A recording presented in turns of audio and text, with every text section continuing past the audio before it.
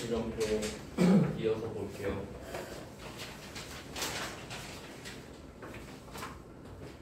지금 11번 과세에서는 유형자산 처분 빼고는 다 했고요. 근데 요거는 좀 이론적인 주제라서 입력하는 걸 다 해보고 마지막에 정리를 할 거예요. 다음에 6페이지로 가겠습니다.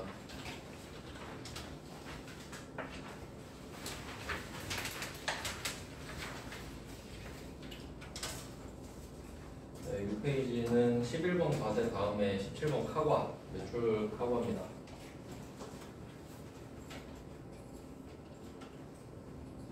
이것도 회사는 아무거나 K랩이 깔려 있을 거고, 그 다음에 회사는 아무거나 많이 있을 거거든요. 아무거나 고르시면 됩니다. 여기서는 회사 등록을 따로 할 필요는 없어요. 바로 회사 코드 쪽으로 가셔서 아무거나 대충 마음에 드는 거 회사 이름같이 생긴 거를 더블 클릭하시면 돼요. 그리고 메인 매출점표 입력으로 가볼게요. 회계관리 왼쪽 위에 있죠. 메인 매출점표 입력. 날짜는 14번기 10월 2일이에요. 10월 2일 걸로 써서 여기다 입력을 한번 해볼게요.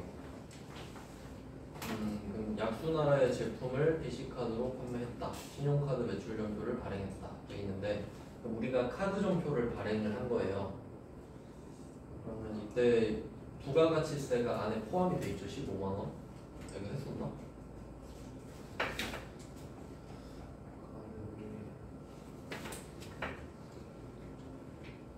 네, 그럼 유형은 아래쪽으로 내려보면 매출 쪽에 17번이 카과예요. 17번을 쓰면 되는 매출 카과니까 부가가치세가 있고 카드 점표를 발행했잖아요. 매출, 카과 이렇게 세 개가 모이는 거죠. 과세, 카드 점표, 매출. 그래서 유형이 17번이 되는 겁니다. 17번 카과가 성립하려면 봐야 되는 게 일단 그 부가가치세가 있어야겠다. 과세니까 부가가치세가 있고 그 다음에 신용카드 매출점표를 발행해야 되고요.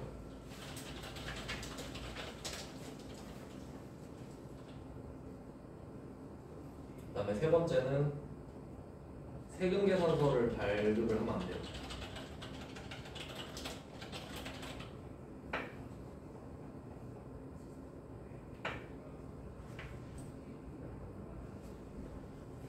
이게 지금 이 거래에 대해서 세금계산서를 만약에 줬다면 세금계산서로 공제를 받게 되니까 카드점표는 인정을 안 해주는 거거든요. 그러니까 만약에 지금 이 상황에 지금 14번 문제가 세금계산서 발급 안 한 거거든요. 근데 만약에 이 문제에서 세금계산서를 발급했다고 하면 그건 11번 과세가 돼버리니까 세금계산서 미발급이어야만 17번 카과가 성립할 수 있다는 소리예요. 그래서 이렇게 3번은 딱히 신경 쓸 필요가 없긴 한데 그래도 혹시 모르니까 이렇게 해야 정확히 17번 카바가 되는 겁니다. 네, 그래서 지금은 성립이 되니까 17번을 골랐고요. 그리고 품목은 채점을 안 한다고 말씀을 드렸는데 그래서 이 품목에다가는 계정 과목을 주기로 했죠. 제품 매출이라고 쓸게요.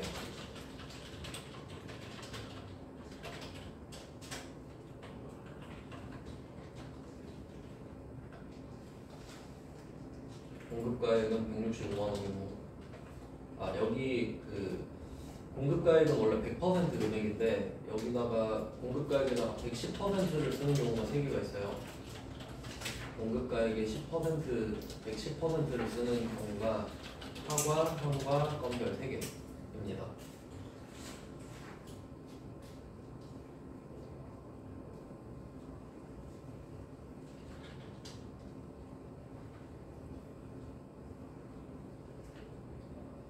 카과, 현과, 건별. 그럼 지금은 카과니까 110%인 165만원을 쓰는 거죠. 그러면 알아서 쪼개지거든요. 150이랑 110, 150이랑 15만원. 그리고 거래처 같은 경우는 지금은 조회가 되실 거예요. 회사를 고르셨다면. 근데 여기서 일치하는 회사는 없을 거니까 그냥 F2번 눌러서 그냥 회사 아무거나 골라주시면 됩니다. 그러니까 이렇게 검색을 해서 쓴다는 거 정도만 알면 돼요.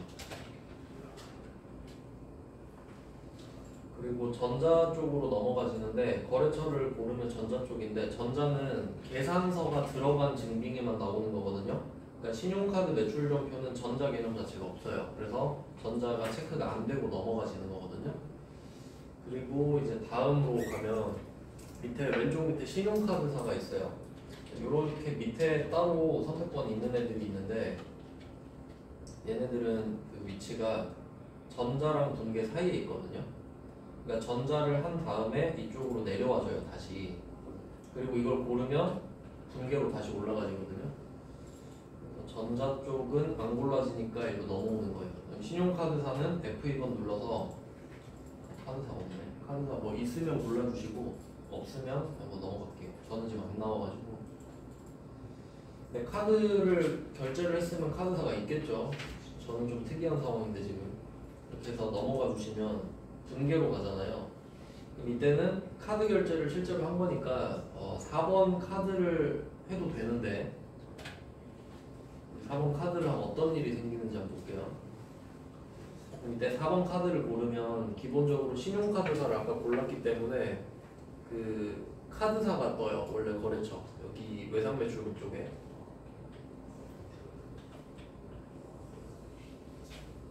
오, 이거 업데이트가 되더니 저절로 됐네. 제가 카드 쓰면 그 미수금이랑 미지급금 뜬다고 했잖아요. 근데 이게 제품 매출이라서 알아서 맞춰진 것 같아요. 그럼 지금 외상 매출금 제품 매출이니까 외상 매출금이 맞고 이 거래처가 원래는 뭐 카드사 예를 들어 뭐 BC 카드 이런 식으로 골라져야 맞는 거죠. 근데 이 거래처는 위에서 골랐던 신용카드사가 내려오는 거기 때문에 네, 이 정도까지 해주시면 돼요. 그리고 밑에 15번 문제도 똑같거든요. 같은 문제인데 그냥 그림이 있는 버전이랑 없는 버전 이렇게만 나타낸 거라서 뭐 두 번째 문제는 굳이 하진 않고요. 유형별로 지금 하나씩 빨리 해봐야 될 것 같아요. 24번을 한번 해봤고 그리고 다음 주제가 7페이지에 22번 현과예요.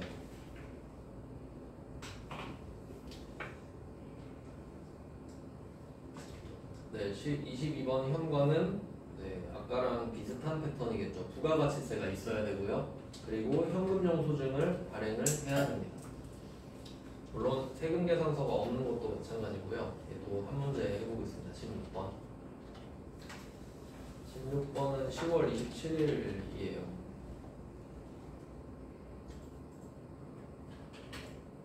유형은 부가가치세가 있고 현금영수증을 발행을 했으니까 현과가 되겠죠. 매출 현과 줬으니까 22번입니다. 매출 쪽에서 찾아보면 되겠죠. 22번 현과. 그다음에 품목은 제품 팔았으니까 제품 매출이라고 쓸게요.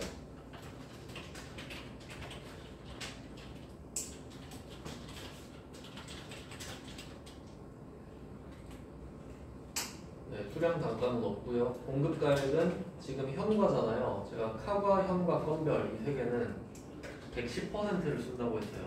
공급가액은 22만 원을 써도 돼요.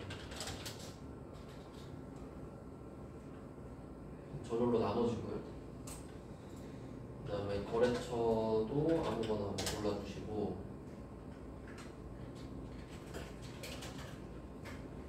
그다음에 현금영수증도 전자개념이 없어요.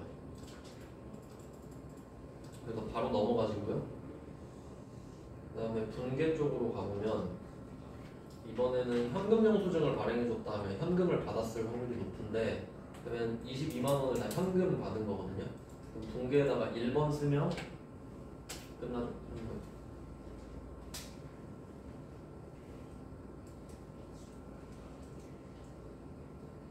네, 이렇게 끝나요. 그래서 카드 정표랑 현금영수증 비교를 하면 현금영수증은 결제 수단이 현금이기 때문에 외상이 아닌 거잖아요.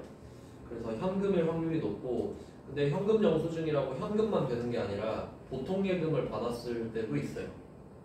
보통예금도 현금이랑 같은 거니까. 그래서 현금 영수증이라고 해서 무조건 현금이다 이렇게 생각하면 안 돼요. 카바보다는 좀 쉬웠네요. 여기는 110% 이것만 기억하시면 될 것 같고요. 그래서 현과도 마찬가지로 16번이랑 17번 이렇게 두 개 그림 있는 거 없는 거 이렇게 나눈 거니까 같은 문제입니다. 그 다음은 14번 건별. 건별은 키워드가 무증빙입니다. 그래서 이 건별에 해당이 되려면 현과도 정리할게요. 네, 카과랑 현과 똑같아서 22번 현과는 역시 부가가치세가 있어야 되고, 이번에 신용카드 매출연표, 이거 현금영수증이죠. 현금영수증 가인, 한 번은 세금계산서 똑같아요.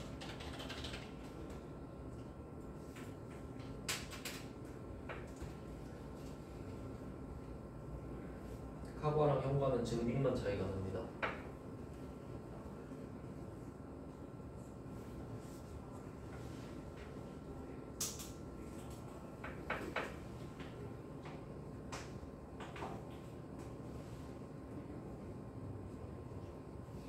그 다음은 14번 건별.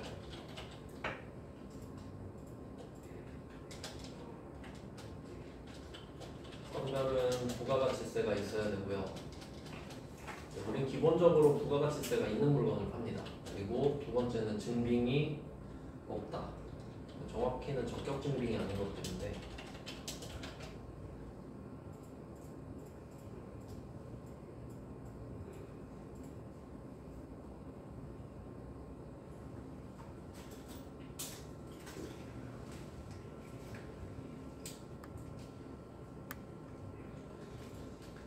그래서 내용은 적격 증빙이 아닌 거에 포함이 되는 거는 아무것도 안 준 거. 18번은 아예 아무것도 안 준 겁니다. 그 다음에 19번은 간이영수증을 줬다고 했는데 얘는 적격 증빙이 아니고 전산상으로 남지 않기 때문에 안 준 거랑 같고요. 근데 부가세 내야 돼. 뭐 그런 의미가 되고, 그 다음에 20번은 거래명세서를 줬는데 얘도 뭐 전산상으로 남는 증빙은 아니기 때문에 결과적으로 없는 거랑 똑같아요. 세 가지는 결과적으로 똑같습니다. 얘도 한 문제만 해볼게요. 18번 문제 하나만 입력을 해보겠습니다.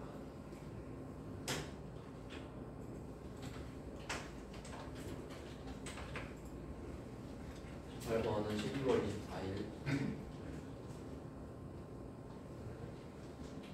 유형은 14번 건별이 되겠죠. 증빙이 없으니까.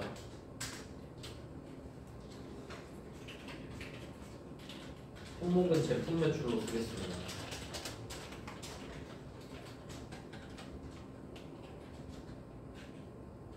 그 다음에 공급가액은 아까 제가 말씀드린 카과, 현과, 건별 이 세 개는 110%를 쓴다고 했거든요. 그래서 여기서는 110만원, 부가세 포함된 금액인 110만원을 써주시면 알아서 나눠집니다.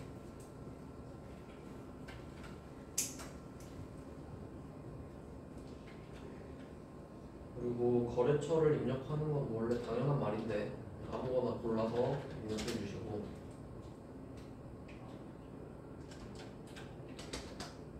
결제는 현금이죠. 그리고 지금도 전자가 체크가 안 되는데 증빙을 발급 안 했는데 전자일 수가 없으니까 그래요. 그래서 전자가 표시되지 않는 애들은 그냥 넘어가지니까 안 되면 안 되는구나 생각하시면 됩니다. 공개는 1번으로 끝내겠습니다. 현금. 건별은 이렇게 세 가지 유형이 있었는데 한 문제씩만 입력을 해봤고요.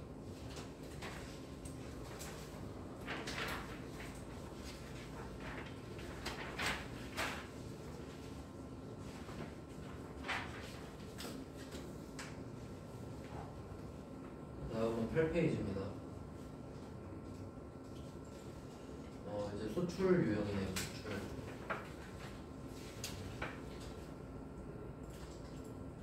16번 수출 같은 경우는 얘는 증빙이 없어요. 해외에다 물건을 보내는 상황인데, 수출은 그냥 키워드가 직수출입니다. 직수출했다 이러고 말하면 직접 수출, 이게 직수출이죠. 직접 수출 또는 선적이라는 말이 나올 수도 있어요. 배에다 물건을 실었다라는 뜻이죠. 선적이 수출을 뜻하는 거니까.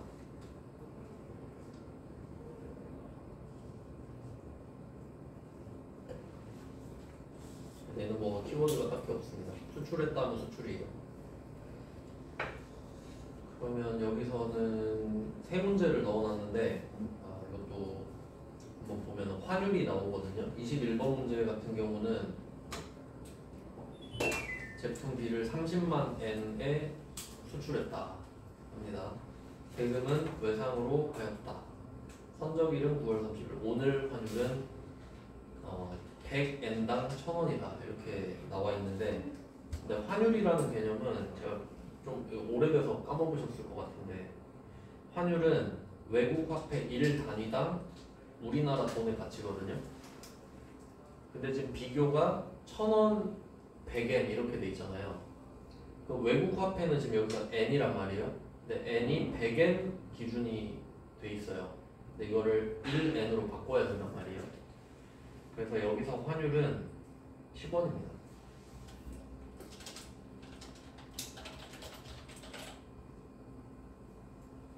환율이라고 하면 외국 화폐 최소 단위로 가서 우리나라 돈의 가치를 매기는 거거든요. 그래서 얘는 10원이라고 써놓으셔야 돼요. 10원.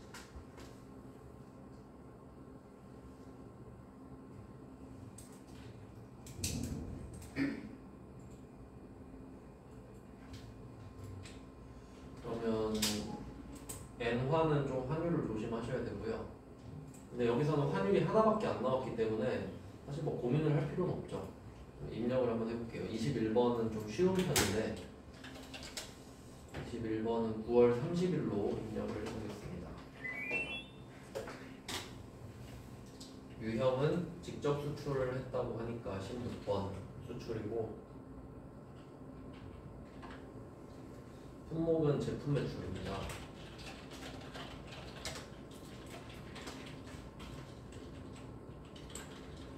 수량 단가는 없어요. 공급가액만 쓰면 되는데, 여기다가 만약에 30만을 쓰면 30만 원이 되는 거거든요. 근데 30만 N이니까 아까 환율이 10원이었죠. 여기 30만에다가 10을 직접 곱한 금액을 써야 돼요. 300만을 써야 되는 거지.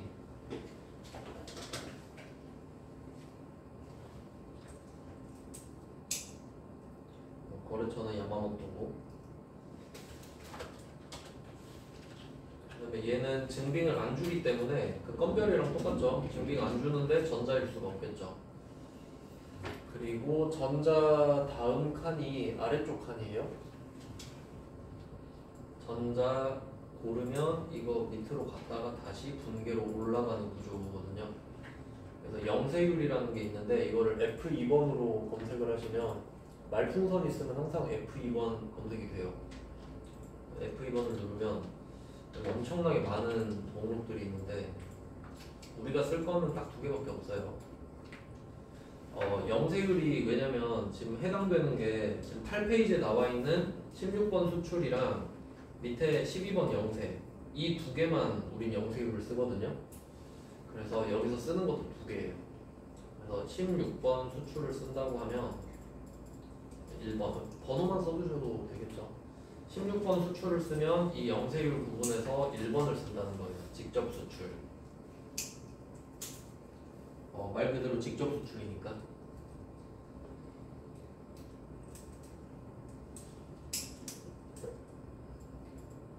그리고 나중에 12번 영세 문제도 풀 텐데 12번 영세는 내국신용장 3번에 내국신용장 구매 확인서입니다. 번호만 써두시면 되겠죠. 왜냐면 그 영세가 수출 지원인데 내국신용장 구매 확인서 이게 같이 나왔었거든요. 둘 중에 하나가 이렇게 세트가 됩니다. 이것도 잘못 고르면 틀리니까 잘 알고 계셔야 돼요.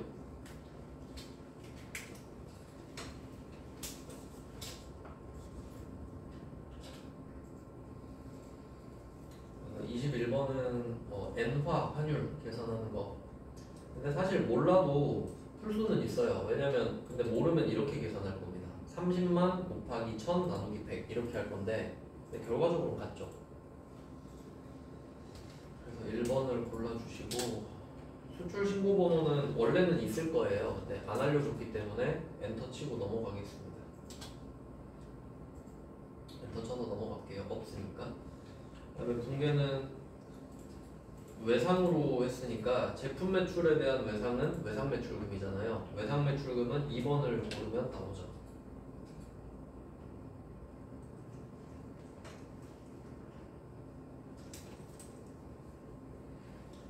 네, 그 다음에 22번 문제를 볼게요.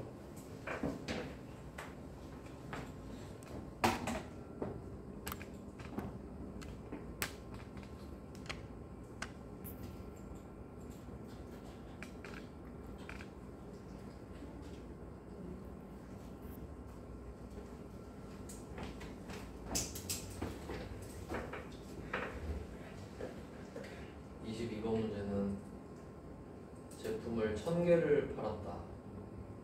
골뱅이 200달러, 한 개당 200달러라는 소리입니다. 그러면 수량은 1000이죠.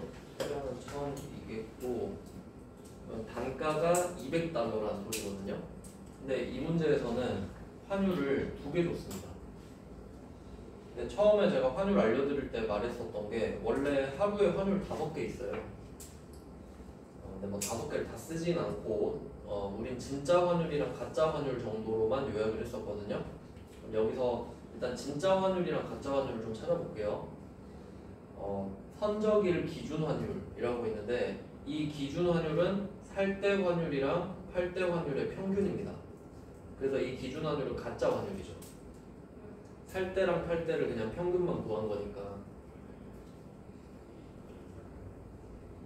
그에 비해서 대고객 매입률은 진짜 환율이죠. 고객을, 그러니까 은행 입장에서 고객을 상대로 사들이는 환율이니까 살 때 환율이랑 팔 때 환율은 진짜 환율이죠. 그래서 일단은 가짜 환율이랑 진짜 환율이 있다 이렇게 확인을 했고요. 그럼 우리는 오늘 어떤 환율을 써야 될까? 이게 21번보다 어려운 이유가 하루에 환율 2개를 알려줬죠. 근데 오늘은 물건을 지금 배에다 싣기만 한 거거든요. 돈은 3개월 뒤에 받기로 한 거예요. 그러면 오늘 돈을 받은 건 아니니까 오늘의 가짜 환율을 쓰는 겁니다. 기준 환율을 쓴다 이게 소리지.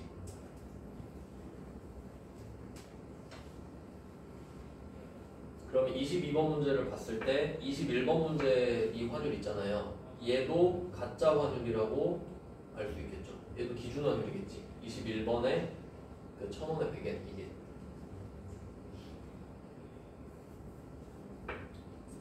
그래서 21번보다는 22번이 어렵다 이렇게 볼 수 있겠네요. 그러면 환율 개념을 알아야 풀 수 있는 문제죠. 2월 27일 건데 유형은 16번 수출이고 품목은 제품 매출입니다.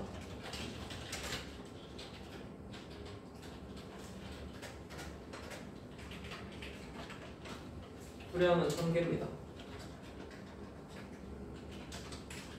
이제 단가가 문제인데 단가가 한 개 200달러인데 여기다 200을 쓰면 200원이 되거든요.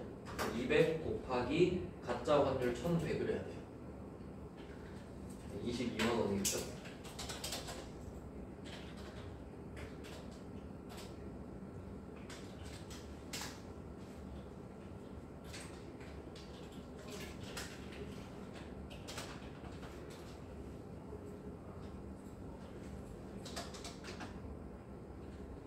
거래처는 아무거나 골라주시고 전자는 없죠? 영세율 부분은 1번 골라주시면 돼요. 직접 수출이니까. 수출 신고번호는 없고 그다음에 분계입니다. 분계는 3개월 뒤에 받기로 했다니까 2번 외상. 외상 매출금으로 끝내시면 되고요. 그 다음에 23번 문제는 좀 말이 긴데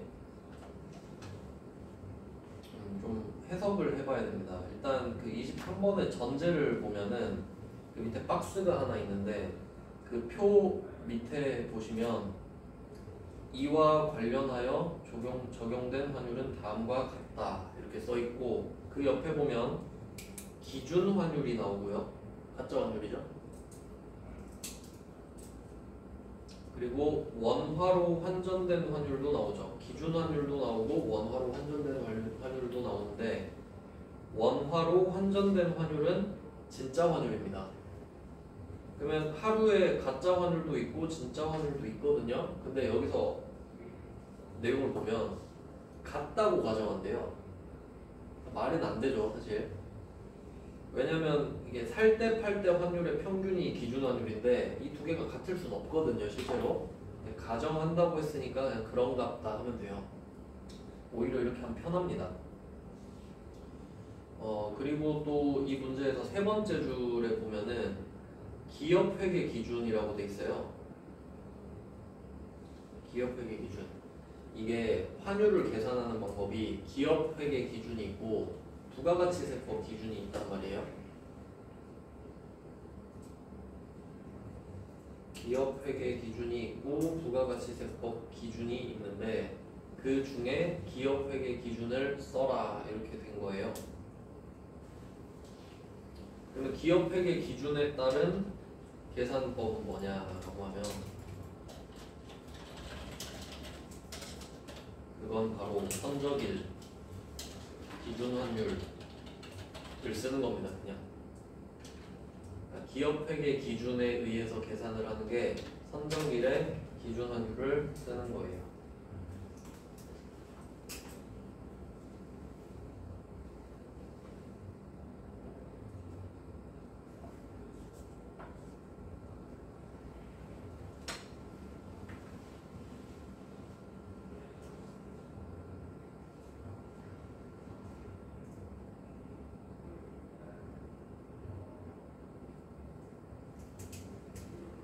네, 그럼 이걸 알았으면 답을 한번 생각을 해볼게요. 우리가 물건을 파는 그 액수가 5만 달러거든요. 5만 달러. 거래액이 5만 달러인데 이때 선적일은 오늘이에요. 오늘일 수밖에 없는 게 선적일에 매입 매출 전표를 쓰는 거거든요. 그럼 12월 10일이 선적일인데 이때 당시에 기준 환율. 그럼 어차피 둘이 똑같잖아요. 똑같으니까 1080 곱하면 된다 이거거든요. 이게 거래액이 되는 거고 이게 곧 제품 매출이 되는 겁니다.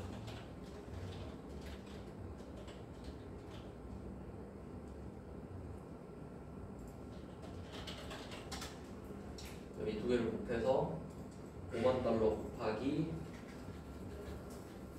선적일의 기준 환율 1080을 곱하면 5,400만 원이 나와요.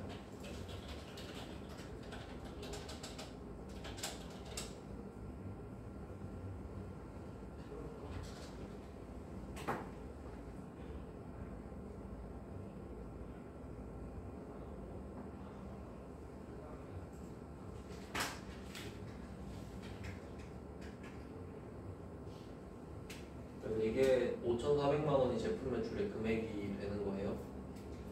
그러면 아까 22번 문제랑 차이는 22번은 수량이 1000개고 단가가 22만 원 이렇게 따로 써서 곱해지는 건데 근데 23번 문제는 그냥 5,400만 원을 써야 됩니다. 수량 단가가 없으니까요. 일단 이거 전체 금액을 구해놨고요. 그 다음에 오늘 12월 10일에 배에다 물건을 실었는데 3만 달러는 원화로 환전돼서 보통 예금에 들어왔거든요. 그럼 사실 이 3만 달러는 환전을 했기 때문에 진짜 환율을 써야 돼요. 근데 진짜 환율도 1,080원인 거죠. 그러면 3만 달러는 지금 받았으니까 진짜 환율을 쓰는 거고 그 다음에 나머지 2만 달러는 외상이거든요. 그럼 이 외상에 대해서는 가짜 환율을 쓰는 거예요. 그러니까 원래는 계산식이 조금 복잡해지는데 3만 달러 곱하기 1,080원 요거는 이제 기준 환율이고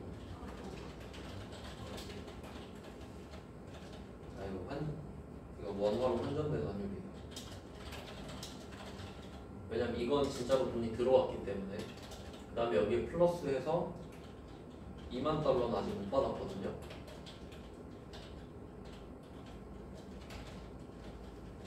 요거는 기준 환율이 되는 거지. 그러니까 진짜 환율, 가짜 환율인데 둘이 똑같잖아요. 그러니까 사실 그냥 곱하면 되는 거지. 요렇게 지금 된 거예요. 그러니까 답을 쉽게 주려고 환율이 똑같다고 가정을 한 거예요. 답을 쉽게 만들려고 억지를 부린 거지. 그래서 지금 이렇게 된 겁니다. 받은 돈은 3만 달러, 못 받은 돈은 2만 달러. 그럼 이 3만 달러에 대해서는 보통 예금으로 받았거든요. 그러니까 보통 예금이고 2만 달러는 못 받았으니까 외상 매출금인 거예요. 이렇게 정리가 됩니다. 그러니까 좀 이런 문제는 내면 안 되긴 하는데, 네, 그럼 이 상황을 좀 확인을 먼저 했고, 이걸 알아야 뭐 입력을 할 수 있으니까요. 네, 조금 어려운 문제인데 23번은 입력을 한번 해볼게요. 12월 10일.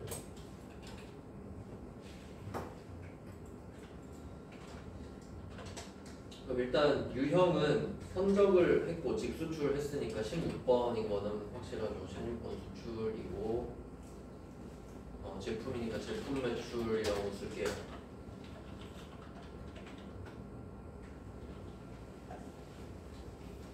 그리고 수량 단가는 없으니까 넘어가고, 공급가액에 5,400만 원을 써야 된다는 거예요. 이 금액은 5만 달러 곱하기 1,080원이고요. 여기서 1,080원은 기준환율입니다. 이게 그 말씀드린 기업회계 기준의 계산 방식이에요.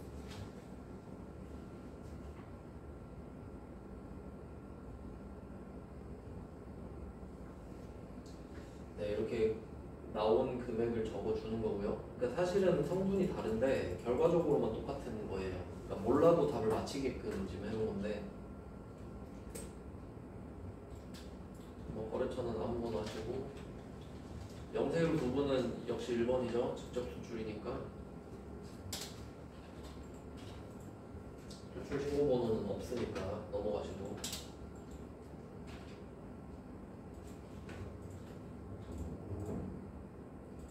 붕괴는 이번엔 혼합이에요. 왜냐하면 일부는 받고 일부는 외상이기 때문에. 혼합으로 가신 다음에 3만 달러는 받았고 2만 달러는 못 받았다 이렇게 가는 거예요. 바로 내려서 방향키 내려서 차변 가신 다음에 F2번 하고,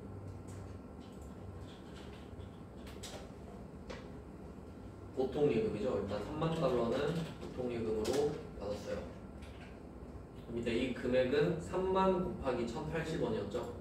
3만 달러를 받았고 1,080원 환전을 했기 때문에 원화로 환전된 환율이 1,080원.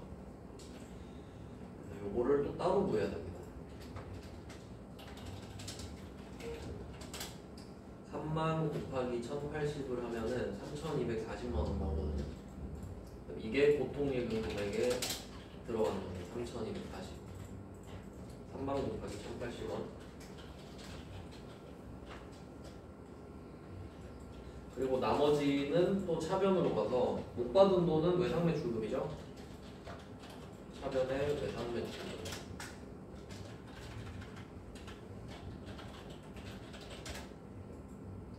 알아서 2,160이 딱 떨어지게 돼 있는데, 원래는 이게 안 맞을 수도 있는데 그럼 너무 어려워서 그냥 딱 맞게 돼 있는 거예요.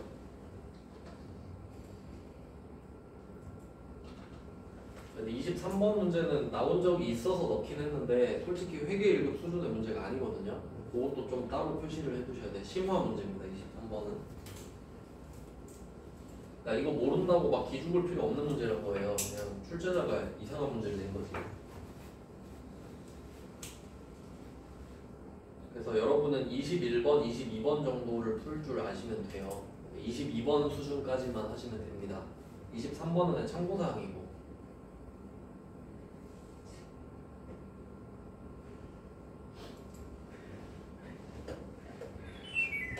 그 다음에 12번 영세 유형으로 넘어가 볼게요.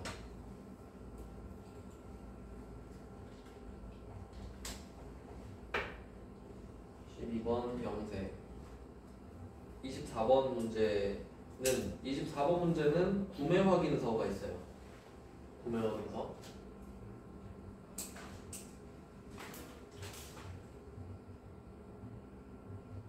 그리고 25번 문제에는 내국 신용장 로컬 LC가 있어요. 요 두 개는 기능이 같아요. 그리고 얘네들이 나오면 같이 영세율 세금 계산서가 나옵니다.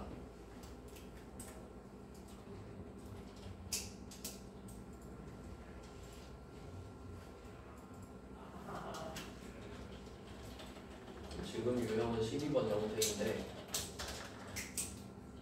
이게 되려면 영세율 세금 계산서면 돼요. 세금 계산서를 발급했다. 그리고 들러리로 같이 나오는 애들이 구매 확인서 또는 내국 신용장이 같이 나옵니다.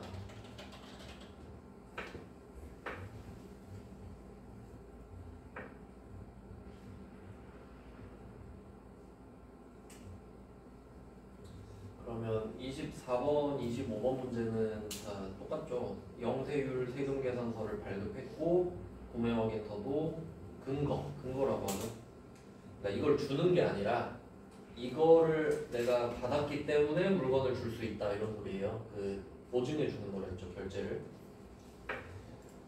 이 정도 참고를 하시면 되고 영세는 24번 한 문제만 해보겠습니다. 11월 2일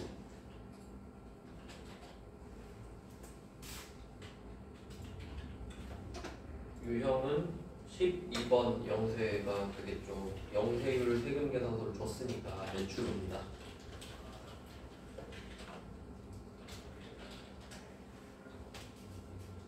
품목은 제품 팔았다고 하니까 제품 매출. 그리고 공급가액에 가보면 2,200만 원 써 있습니다. 그러니까 얘는 진짜 수출이 아니라 수출 업체한테 납품을 하는 거기 때문에 원화일 확률이 좀 높죠. 2,200. 그리고 여기서 2,200만 원 뒤에 부가가치세 언급을 안 해요. 부가가치세가 없어서 그렇습니다. 없으면 말을 할 수가 없어요. 그래서 영세랑 면세는 부가세 언급을 안 합니다. 이것도 알아두시면 좀 좋아요.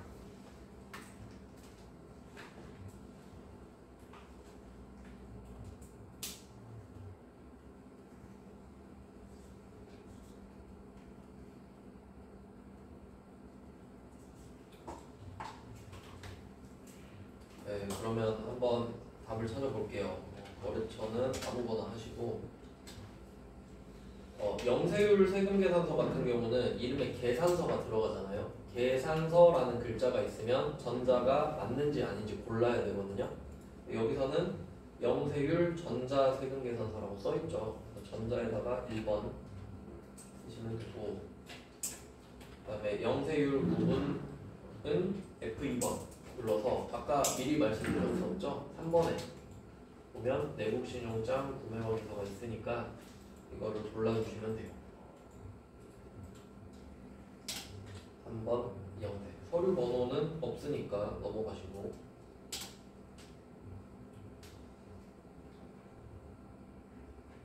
네, 그 다음에 분계인데 여기 또 계약금 나오죠. 계약금 나오고 좀 복잡해지는데 그럼 오늘 2,200을 원래 받아야 되는데 이미 300을 받았으니까 300을 못 받는 거예요. 계정 과목이 2개니까 3번 혼합으로 가시고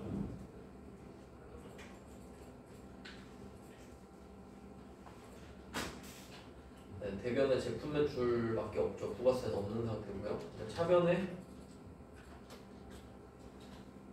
300만 원은 선수금이겠죠. 물건을 팔기로 하고 이미 받은 계약금일 테니까 차변에 선수금 300. 앞에 11번 과세 쪽에서도 했었던 거예요. 그리고 나머지 1,900은 외상으로 했으니까 외상 매출금이겠죠. 3번의 차변, F2번의 외상 매출금.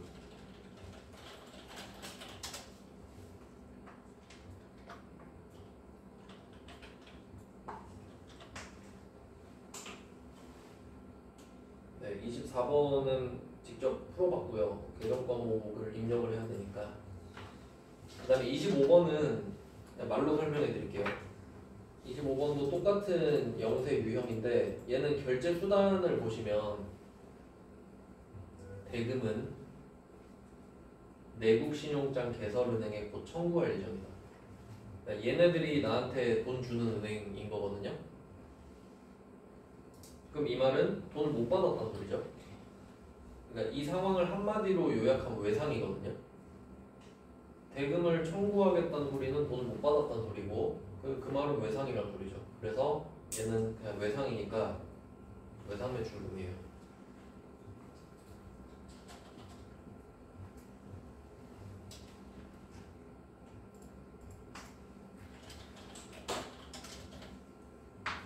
네, 뭐 이렇게 정리가 되고요. 그다음에 13번 매출 면세 여기까지 하고 오실게요. 여기까지가 매출이거든요. 26번의 매출 면세는 계산서 발급했다고 나와요. 계산서 발급.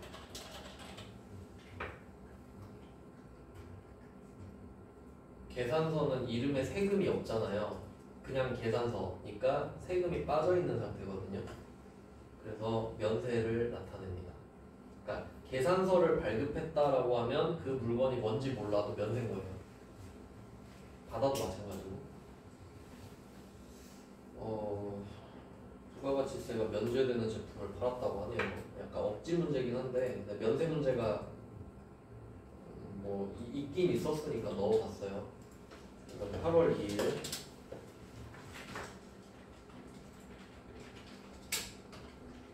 8월 2일에 유형은 계산서를 발급했으니까 13번 면세입니다. 계산서 발급하면 면세. 품목은 제품 매출이라고 할게요. 수량 단가는 없고 그 다음에 공급가액이 200만 원이 써 있는데 얘도 마찬가지로 아까 말씀드린 대로 200만 원 뒤에 부가가치세를 언급하지 않아요.